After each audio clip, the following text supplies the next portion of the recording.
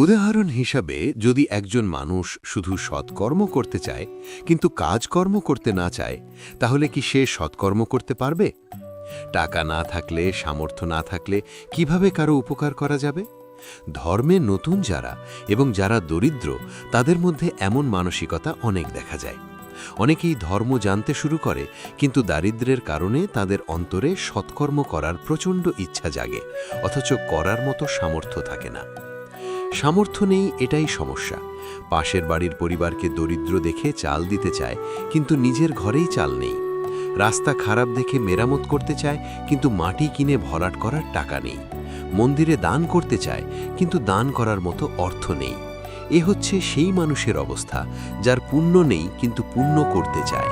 এমন অবস্থা সত্যিই করুণ ও দুঃখজনক। তাহলে এমন মানুষরা কি করবে? তাদের উচিত ছোট ছোট সৎকর্ম দিয়ে শুরু করা।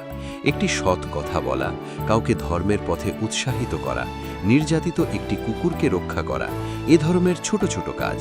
অথবা একটি দানার ভাত পাখিকে দেওয়া। এগুলো খুবই ছোট পুণ্য, কিন্তু তাও পুণ্য।